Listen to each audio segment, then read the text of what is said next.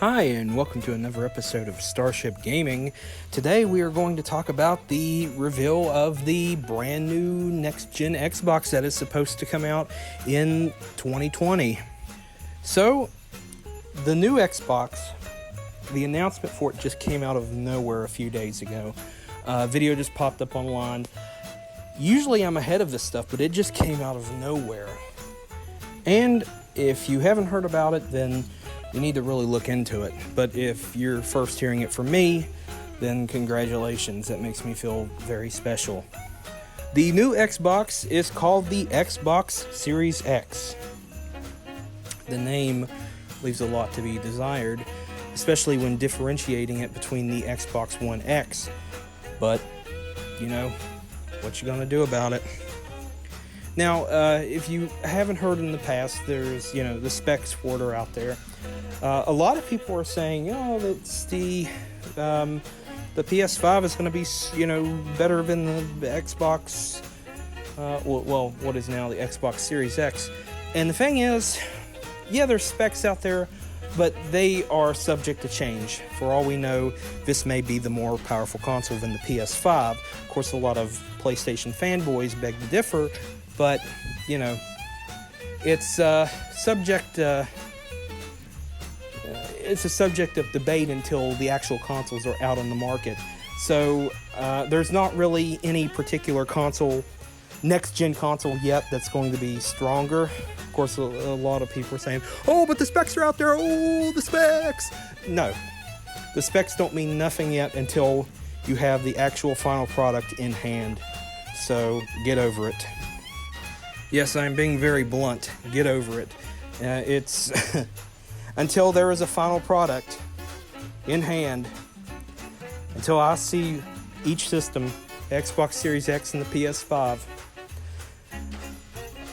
no one has the right to give an opinion on them. Honestly, that kind of contradicts some of the stuff I say, but, what you gonna do about it? Anyway, the Series X is set to come out holiday 2020, which actually means November 2020. And honestly, the design of it is pretty odd. It's very cubical. Not like Xbox One cubicle, but it looks like a PC tower cubicle.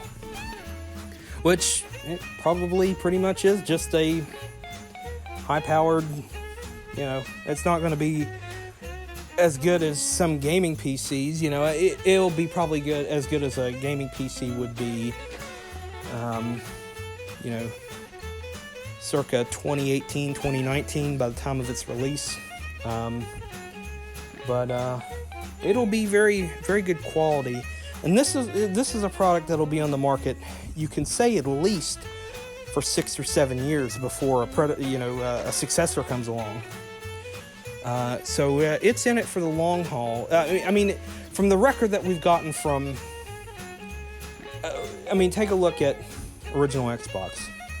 It was on the market from 2001 to roughly 2007, 2008. I would accept 2007 as, I still played my original Xbox up until about 2009, but, I bought mine in 03, 02 or 03, I forget. And then look at the 360, 2005 to roughly 2016, I believe. And the thing is, the Xbox 360 isn't dead yet. It is still very, very much alive, and even after the Series X comes out, the Xbox 360 will still have dedicated players for at least 2 or 3 years after it comes out. That is the strange thing about it, because you have people, unless they shut off online services for 360, but it's had such a long longevity.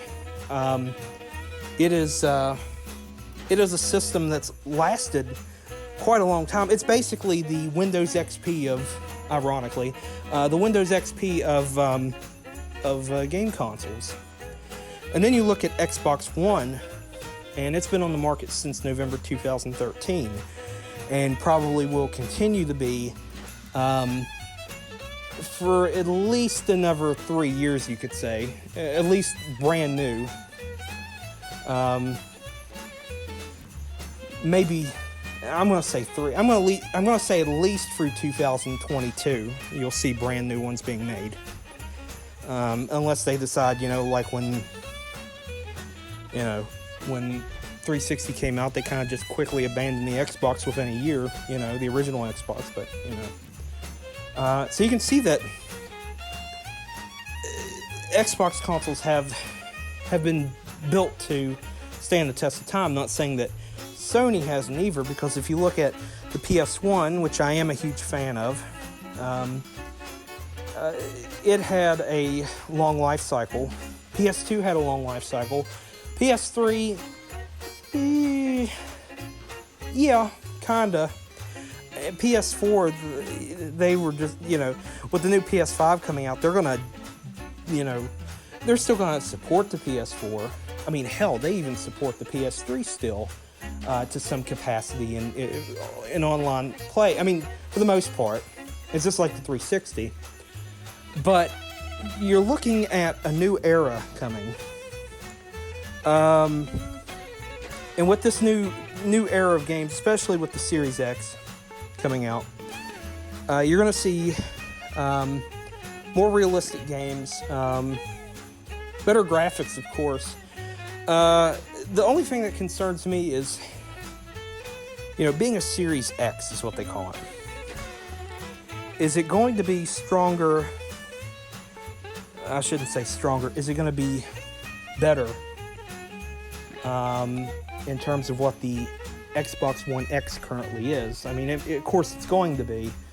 But is it going to be able to compete with the PS5? Which we don't know. Like I said, we don't know what we know what the specs are, but those are subject to change. Those are just numbers and words. PS5 may be stronger, Xbox Series X may be stronger, they may be equal, which is unlikely, but it's possible. And then in third place, you have, of course, Nintendo with their Switch. I don't think they're going to have a successor for the Switch for at least another 3 years. I'm going to say at least 3 or 4 more years before a Switch successor comes along. It may be sooner than that. I mean, Nintendo, when you look at them, some of their products have a long life cycle and some of them don't. It's like if you look at the 64 and the GameCube, they were not very popular, but they had a dedicated fan base. We're getting way off track though. But the Series X, and the controller isn't really much different than the current Xbox One controller. I mean, Xbox controllers really haven't changed much since the 360 era. That was the first. I mean, there were major redesign from the original Xbox, but controllers haven't really changed much. And the same goes for PlayStation. Controllers really haven't changed a whole lot other than a few fancy bells and whistles. But in terms of gameplay and everything, it's probably going to be a pretty experience to what it is now. The thing with the next generation of gaming is that the graphics get better every time. You have better processing power, better graphics cards in these newer consoles, and the thing with the next generation is, well, downloadable games. Downloading games. This generation may be the last one to use physical discs or any kind of physical media. You're going to see within the next 10 years, the physical medium, for the most part, is going to become non-existent. Almost non-existent. At least that's what I feel. Now, I may be wrong, but I feel that by 2029, physical media is not going to be very popular you'll still have it to a capacity for movies, whatever the format is by then. I feel like 4K UHD Blu-ray may still be around. I'm pretty sure Blu-ray may still be around to some extent. And there may be a different format that pops up over the next 10 years. And the thing is, with those formats, usually games take on those formats. It's like the PS3, the Sony PS3, used Blu-ray. And of course, you know, Blu-ray is the medium now. It's the medium for all current gen consoles except for the Nintendo Switch. But I think what we're going to see during this next generation coming up, I think what we're going to see is we're going to see more downloading being done, more so than this era. I mean, this era, there's been quite a bit of downloading, but you're going to see it's going to become more commonplace to the point that it's just like how they made an Xbox One S without a disk drive. You're going to eventually see a model of this without a disk drive. And the same may go for PlayStation 5. You may see a model without a disk drive. It'll just be a straight up, just a machine, So that is coming. It is definitely coming. So what we really want to know is, will the Xbox Series X be worth buying? And I want to say yes. I honestly plan to pick one up before I do a PlayStation 5. And no, I don't favor Xbox more than PlayStation, more than the PlayStation brand or Nintendo. I equally love all of them. So before you say, oh, this is biased against PlayStation or Nintendo, get that out of your head now, because it is not true. Despite what I've said on the whole specs thing, it's not, don't judge a product based on specs until it came out. Like I said, those specs are subject to change, because it's still in the development cycle. That's just the preliminary specs of what their current plans at that point are, but they may change that. But I'd say it would be absolutely a good thing to buy. I plan on getting one. Like I said, I plan on getting it first before I do a PlayStation 5. And it used to be I really wasn't an Xbox fan. When the 360 was around, I wasn't a fan of Xbox. I was hardcore on the PS3. Now, when the original Xbox was out, I was big into that. I played that for years, up until 2009. Actually, I should say up until, technically 2009. I ended up getting a PS3, I think in 2008. And I had 4 games for it at the time. So it didn't really become my primary console until about halfway through 2009 when I had more games for it for PS3. But the 360 I wasn't into. And then I got a PS4. I was into PS4, pretty much the first 3 years after it came out. And then I got an Xbox One S, and it changed everything. And I've been an Xbox fan since. I haven't looked back, but I give all the consoles a fair try. I mean, I play them. My PS4, though, I don't play it as much as I used to. Actually, to be honest, I don't think I've turned it on in about more than a year, which is sad, but it's the truth. But the Xbox Series X, I have high hopes for it. At least I hope my instincts are right on it.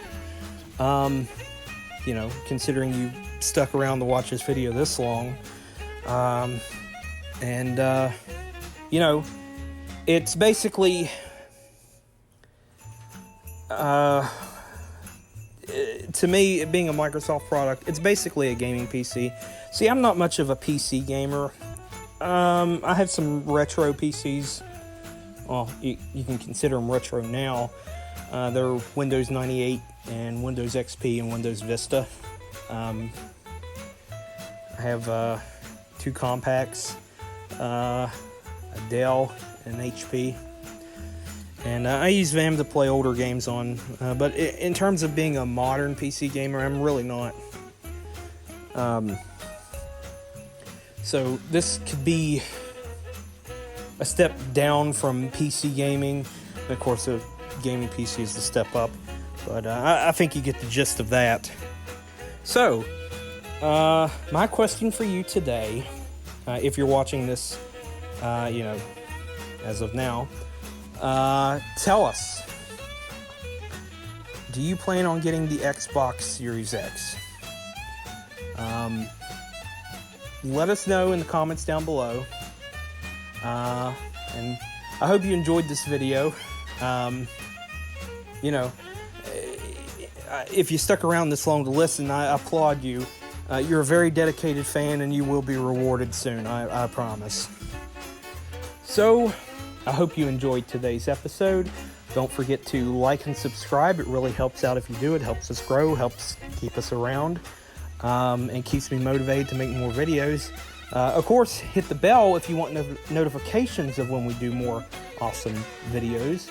And until next time, I will see ya.